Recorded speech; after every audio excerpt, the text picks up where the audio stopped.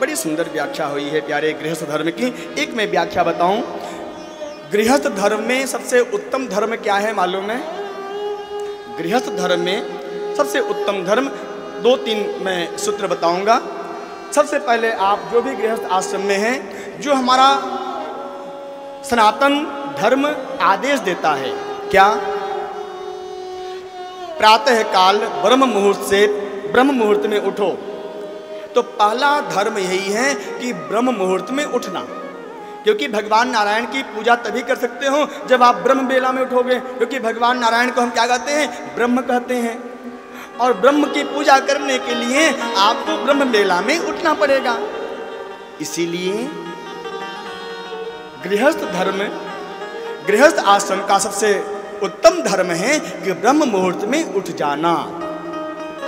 कई लोग कहते हैं महाराज हम उठ तो जाते हैं ठंडी में, अपने बिस्तर से उठ जाते हैं, लेकिन बिस्तर से बाहर नहीं निकलते हैं। ठंड लग रही है, कांप रहे हैं, बिस्तर से उठ जाते हैं। आपने कहा है बिस्तर से उठ जाना चाहिए ब्रह्म मुहूर्त में, हम उठ तो जाते हैं लेकिन बिस्तर से, रजाई से बाहर नहीं निकलते हैं। उस बिस्तर का त्याग कर देना चाहिए ब्रह्म बेला में, जहां पर आपने रात्रि में शयन किया है। ब्रह्म मुहूर्त में उठने का ये मतलब है। श्री राधे।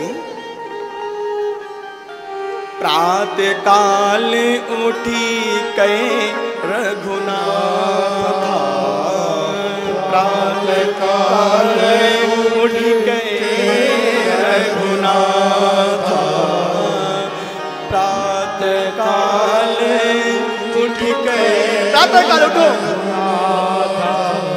मात पिता गुरु नामय माथा, मात पिता गुरु नामय माथा, प्रातः काल उठ कै रघुनाथ,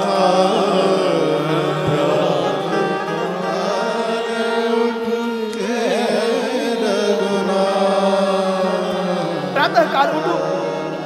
गृहस्थ आश्रम का सबसे उत्तम धर्म है।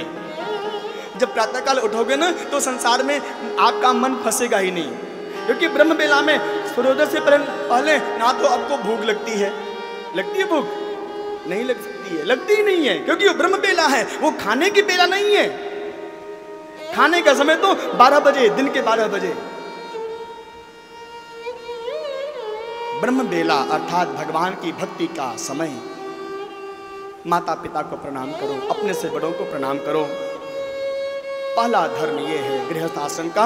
दूसरा धर्म ये है भगवान नारायण की भक्ति सबको करनी चाहिए। जो भी गृहस्थ आश्रम में है सबको कृष्ण भगवान की भक्ति अवश्य करनी चाहिए। और तीसरा सूत्र ये है, गृहस्थ आश्रम को सुंदर बनाने के लिए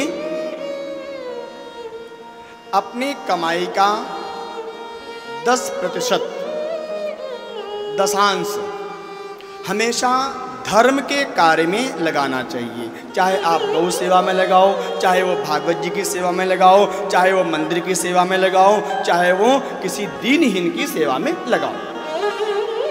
ये गृहस्थ आश्रम का 3 मुख्य नियम है जो मैंने आपको बताया है। यदि यह 3 नियम आप लोग नियम से पालन करोगे तो आपके जीवन में कोई भी सांसारिक वस्तु असंभव नहीं होगी। चाहे वो विद्यार्थी हों, चाहे वो व्यापारी हों, चाहे वो सर्विसमैन क्यों न हो, नौकरी पेशा करने वाले लोग, सबके लिए यही नियम है प्यारे, यही 3 नियम है।